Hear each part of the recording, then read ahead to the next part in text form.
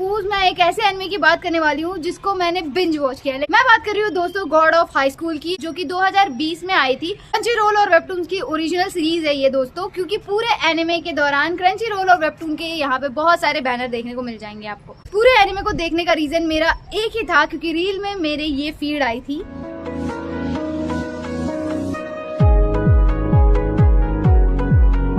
मेरे को इंटरेस्ट आ गया था ये एनिमे देखने का कि फिर मैंने सोचा कि इसको कंप्लीट करते हैं। तो स्टोरी शुरुआत होती है जिन मोरी नाम के लड़के से, जो कि God of high school tournament में पार्ट लेता है। गॉड ऑफ हाई स्कूल एक टूर्नामेंट कराया जाता है हाई स्कूल के बच्चों के बीच में, जहाँ पे वो लोग फाइट करते हैं। तो सबसे पहले तो ये दिमाग में आता है कि WWE फाइटिंग जैसा सिनेरियो होगा, राइट? पर ऐसा कुछ नहीं होता है। तो स्टोरी की शुरुआत में ही मारी और देई नाम के फ्रेंड्स मिल जाते हैं। लड़की होती है जो कि शॉर्ट प्रैक्टिस करती है और देई जो होता है वो मार्शल आर्ट यूज करता है। तो एक्चुअल में क्या होता है कि जो भी बंदे इस टूर्नामेंट में पार्ट लेते हैं और जो जीत जाते हैं उनकी कोई भी विश पूरी कर दी जाती है, ठीक है? तो यहाँ पे जो हमारी मारी होती है उसकी विश ये होती है जो उसकी स्किल्स और दोज है वो उसको पूरे वर्ल्ड में फैला सके।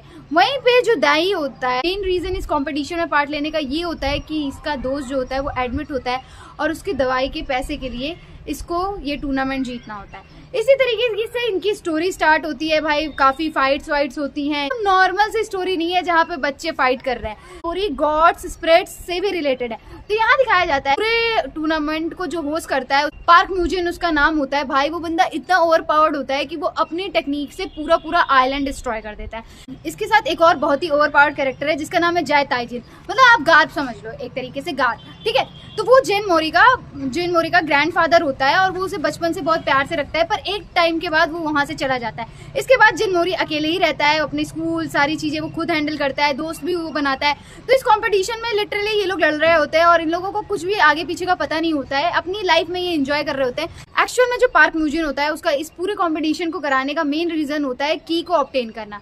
अब आप सोचोगे कि ये क्या है? चायरुक करके एक एबिलिटी होती है जिसको आप यूज करके गॉड्स की पावर को समन कर सकते हो। तो जितने भी मोर पावरफुल बंदे होते हैं वो इन पावर्स का यूज कर सकते हैं और ये डिफरेंट होती है, जैसे कि समनिंग्स मान लो या फिर बांकाई मान लो, ऐसी सबके अपनी अपनी डिफरेंट चायरुक्स होता है। तो यहाँ पे दिखाया जाता है कि जो ये लोग एक की ढूंढ रहे होते हैं जो कि काफी सालों से खोई हुई होती है और इस पूरे कंपटीशन को करने का मेन रीजन यही होता है। और यहीं पे एक ईवल ऑर्गेनाइजेशन होती है नॉक्स, जो कि वो भी की के पीछे पागल होती है। तो यहाँ पे जो स्टोरी है वो नॉर्मल बच्चों की फाइट से उठ करके कुछ अलग ही लेवल पे चली जाती है। अब यहाँ पे दिखाया जो हमारी मारी है वो बहुत डेस्परेट होती है और नॉक्स का एक मेंबर होता है जो उससे शादी के लिए प्रपोज करता है कि अगर वो उससे शादी कर लेगी तो वो उसके डोजो को पूरे वर्ल्ड वाइड में फेमस कर देगा, और वो अग्री भी कर जाती है। लेकिन यहाँ पे हमारे जिन मोरी और दाई उसकी हेल्प करते हैं। और यहीं पे दिखाया जाता है कि जो सेमीफाइनल मैच होता है तब तक दे का बेस्ट फ्रेंड बहुत ही ज्यादा इल हो जाता है और उसके रिकवरी के चांसेस कम बचते हैं। तो इस वजह से वो इस कंपटीशन में जो फाइट करता है तो वो मारी को बहुत ही गंदा इंजर्ड कर देता है। इसके बाद जो फाइनल्स होता है, फ्रेंड्स होते हैं वो आपस में भिड़ते हैं और बहुत ही खतरनाक लेवल की फाइट होती है। भाई लिटरली वो बंदा बहुत ही ओवर पावर्ड होता है। और जो ये फाइट हो रही होती है वो इसलिए हो रही होती है क्योंकि पार्क म्यूजिन जो कि होस्ट हैं इस पूरे टूर्नामेंट के, वो ये कहते हैं कि मैं तुम्हारे दोस्त की हॉस्पिटल की फीस देख लूंगा अगर तुम इन दोनों फाइट्स में सेमीफाइनल्स एंड फाइनल्स में अपना 101% हो। तो इस चक्कर में वो अपना 101% दे रहा होता है। लेकिन सबसे अफसोस की बात ये होती है कि उसका बेस्ट फ्रेंड मारा जाता है और ये बात पार्क म्यूजिन उसे कंपटीशन के दौरान बताता है। इसके बाद वो पूरा लूज करने लग जाता है अंटिल मारी की एंट्री नहीं होती है और मारी उसे बताती है कि उसके दोस्त ने उसको एक लेटर दिया है। उस लेटर के बाद भाई बहुत ही शानदार मैच होता है, बहुत ही खतरनाक मैच होता है, एकदम हिला देने वाला। इसी के पास में ये दिखाया जा रहे होते हैं कि नॉक्स जो इवल ऑर्गेनाइजेशन मोरी का ग्रैंडफादर है उस पर हमला कर देती है और लाइक पूरा आइलैंड डिस्ट्रॉय हो जाता है। वो एक बहुत जायंट स्वॉर्ड को समन करते हैं ऊपर से और वो पूरी स्वॉर्ड जाके जाइकिंग पे गिरती है। इसके बावजूद वो जिंदा है दोस्तों, ये अच्छी बात है और वो बहुत स्ट्रांग भी होता है। मैं आपको ये बता दूं, यहाँ पे एक द सिक्स करके ऑर्गेनाइजेशन का इंट्रोडक्शन होता है। म्यूजिन भी उसी का हिस्सा होता है द सिक्स का। तो इसमें 6 अलग अलग डिफरेंट यूजर्स होते हैं जो कि बहुत ही ओवर पावर्ड होते हैं। नेक्स्ट राउंड स्टार्ट होता है। नेक्स्ट राउंड में 3 का पेयर बनाया जाता है कि 3 लोग साथ में फाइट करेंगे। ऑफ कोर्स हमारे ट्रियो साथ में होते हैं और यहाँ पे डिफरेंट लोगों से फाइट करनी होती है। इप्पई करके बंदे का इंट्रोडक्शन होता है जो कि बहुत ही प्यारा बंदा होता है। उसकी बैक स्टोरी ये होती है कि बचपन में उसके बाप के मरने के बाद उसकी माँ उसे एक डोजो में शिफ्ट कर देती है और वहाँ पे उसका कोई फ्रेंड नहीं होता है, कुछ नहीं होता है और वो बहुत सैड होता है।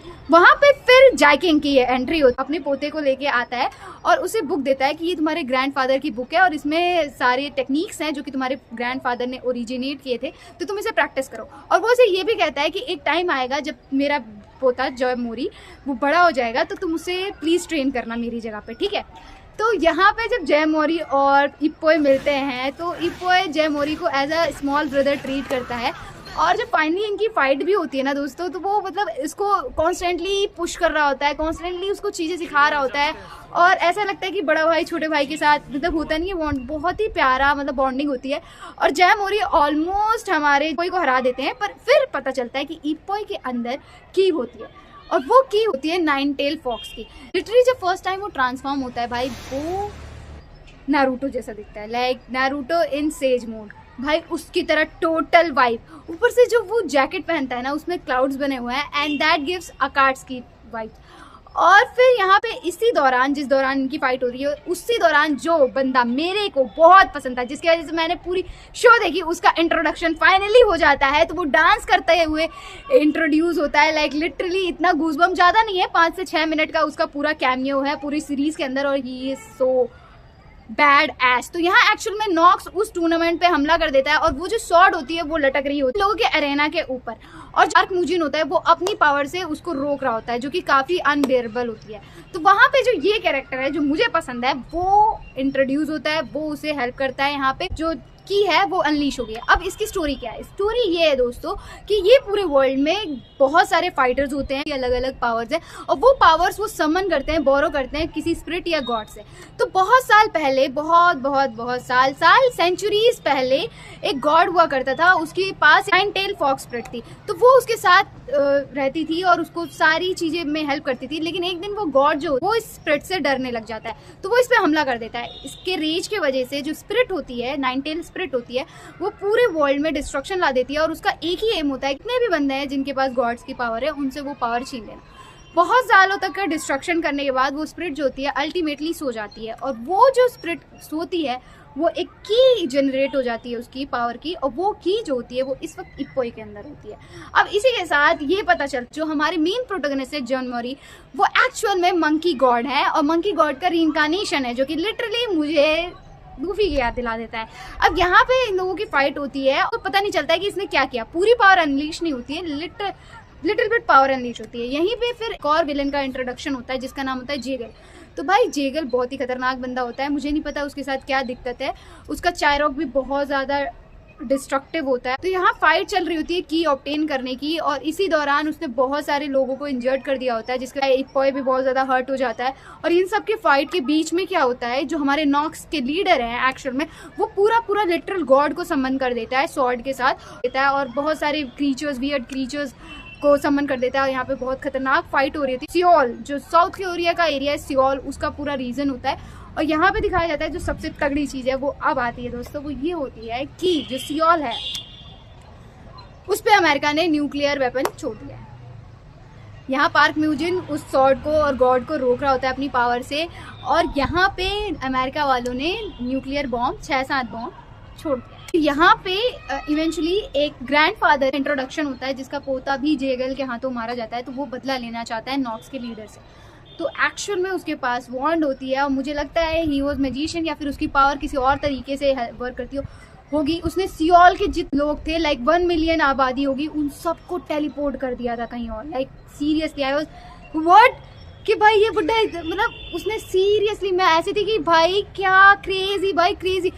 Each and every person from that area was teleported कहीं और पे। और यही दिखाया जाता है कि जो हमारे है उन्होंने वो गॉड को, उसकी पावर को टोटली डिस्ट्रॉय कर दिया होता है। यहाँ पे जो ये बंदे होते हैं, जो जितने भी किड्स होते हैं जो कि टूर्नामेंट का पार्ट होते हैं, उनको एक डिफरेंट रियलिटी में भेजा जाता है। लेकिन इन सब के बाद वो वापस आ जाते हैं, और यहाँ पे फाइट होती है कि जेगल को मिल जाती है, और जेगल बहुत ही ओवर पावर्ड हो जाता है। और इसके बाद जो हमारे जयमोरी हैं वो फाइनली गॉड, लिटरल गॉड के रीइंकार्नेशन की तरह वो दोबारा से अपनी पावर्स अनलीज करता है, और उसको याद भी नहीं होता है वो कैसे कर रहा है।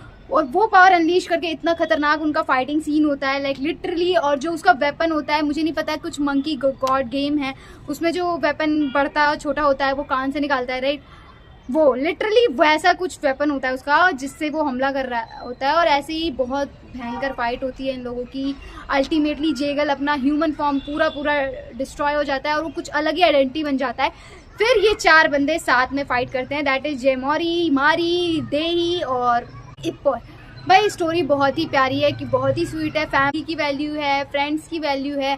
और फ्रेंड्स लाइक बहुत सारे फ्रेंड्स अलग अलग चीज़ों से गो थ्रू कर रहे हैं, क्योंकि को पता चलता है कि उसका ग्रैंडफादर है वो मिसिंग है। वो बहुत ज़्यादा डिस्टर्ब हो जाता है कि आखिर उसके ग्रैंडफादर गए कहाँ, और अभी तक भी ग्रैंडफादर का कोई भी अता पता नहीं होता है। शो के एंड में दिखाया जाता है कि हाँ ग्रैंडफादर मिल गया।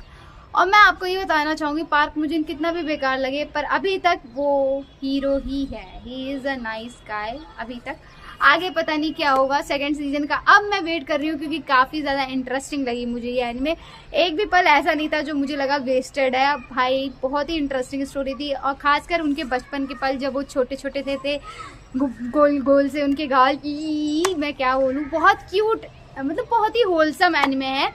फाइट है, ट्रांसफॉर्मेशन है, बैक स्टोरी है, प्लॉट है, एवरीथिंग वाज गुड। और सबसे ज़्यादा तो भाई क्रंची रोल और वेबटून का पोस्टर है, तो काफ़ी इंटरेस्टिंग स्टोरी है। और ह्यूमन वर्ल्ड से लेके स्पिरिट वर्ल्ड से लेके गॉड वर्ल्ड तक सारी चीज़ें इन लोगों ने यूज़ की और कुछ भी कंफ्यूजिंग नहीं है, बहुत ही अच्छे से आप समझ जाओगे अगर देखो तो मैं यही रिकमेंड करूँगी कि अगर आपने अभी तक गॉड ऑफ हाई स्कूल नहीं देखी है तो प्लीज़ देखो, और कुछ नहीं तो इस कैरेक्टर के लिए तो ज़रूर देखो जिसके वजह से मैंने ये शो देखा था। लाइक लिटरली वाह, मतलब मेरे मुंह से ऐसे ही निकल रहा था, क्योंकि मैं बहुत दिनों से तलाश कर रही थी कि ये बंदा है कौन और ये मेरे फीड में डांस करते हुए आ जाता है।